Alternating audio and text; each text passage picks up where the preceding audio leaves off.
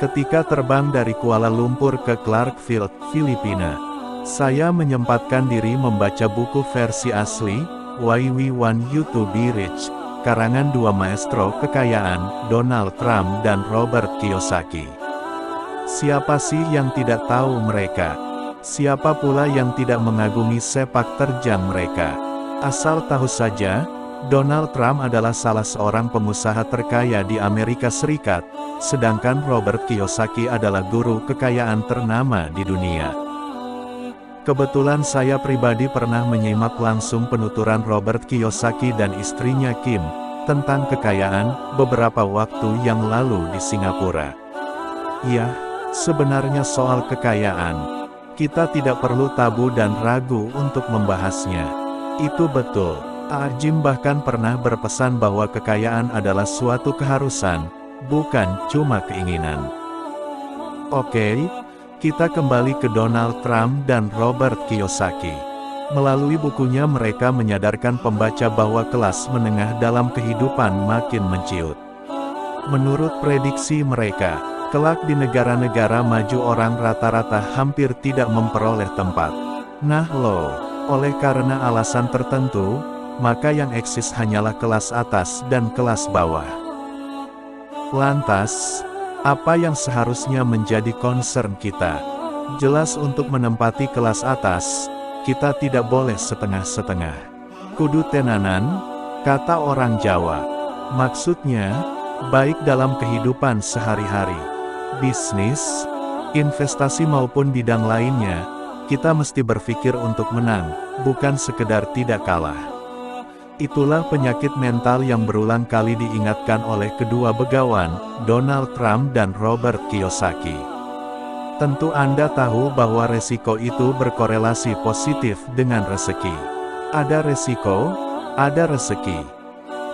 Dalam hal ini, saya setuju sekali dengan filosofi General Electric, perusahaan yang paling diagungkan di planet ini, yaitu, to be number one, or number two, or out.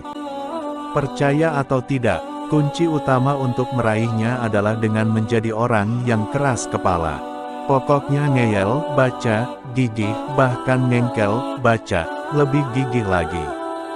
Tentunya, dalam artian yang positif. Bukan dablek baca, bebal asal-asalan. Sejenak, simaklah cerita apik dan menarik berikut ini. Ada seorang pria yang tergila-gila dengan soda, kemudian ia membuat bisnis soda dengan nama One Up. Sayangnya, ia gagal. Ia pun kembali menjajal bisnis tersebut dengan nama Two Up, namun lagi-lagi gagal. Selanjutnya 3 Up, 4 Up, 5 Up, dan 6 Up adalah upaya-upaya yang ia lakukan agar sanggup bertahan di bisnis soda. Ya, tetap saja ia gagal. Akhirnya, ia pun menyerah. Sampailah suatu ketika, pria lain tertarik akan bisnis itu dan ia menekuninya. Ia memberikan nama 7 Up dan kita pun maklum ending dari kisah tersebut, di mana sejak saat itu 7 Up menjadi salah satu minuman ringan paling digemari di seantero bumi. Wow, ngomong-ngomong, apa sih yang salah dengan pria yang pertama? Sederhana saja, ia kurang ngeyel. Ia kurang ngengkel. Bayangkan apa yang akan terjadi jika ia terus mencoba hingga ke-7 kalinya.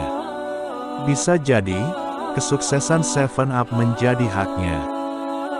Bukan kebetulan, angka 7 itu menyimpan rahasia tersendiri, Secret of 7. Dalam budaya Indonesia, Jawa, Islam, China, Barat, pokoknya di semua kultur nyaris tanpa terkecuali. Lahirlah istilah 7 lapis langit, 7 lapis bumi, 7 hari, 7 bulanan, 7 keliling, ritual serba 7 dalam ibadah haji, dan masih banyak lagi. Tahukah Anda apa esensinya? Salah satunya, itu merupakan isyarat kepada segenap umat manusia agar siap berproses. Minimal 7 kali upaya.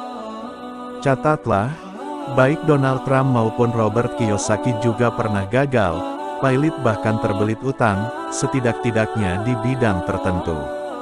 Persis menyerupai roller coaster yang menuklik di titik yang terendah. Beneran. Akan tetapi, mereka tetap keras kepala. Mereka ngeyel, mereka ngengkel. Kini mereka adalah ikon di jalur mereka masing-masing. Saya sendiri memetik pelajaran berharga sewaktu berada di Universitas Filipina, Manila. Di sana saya menyaksikan penampilan ratusan praktisi Tetada Kalimasadat terapi tenaga dalam dari berbagai negara termasuk dari Austria. Wah, luar biasa aksi mereka. Meskipun tujuan utama Tetada adalah untuk pernapasan dan pengobatan. Setengah bercanda, saya pun nyeletuk, bisa gak saya seperti itu tanpa belajar, tanpa berlatih.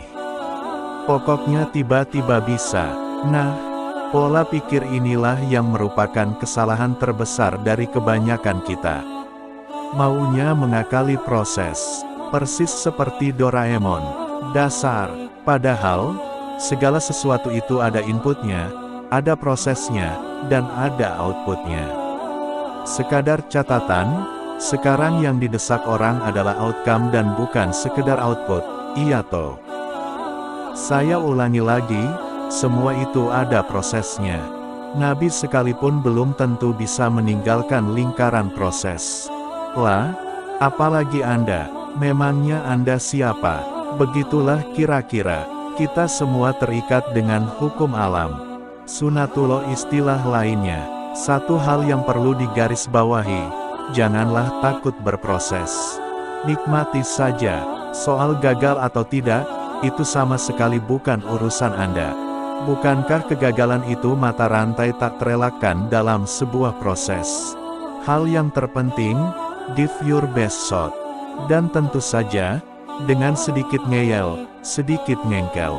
Paling tidak, 7 kali upaya.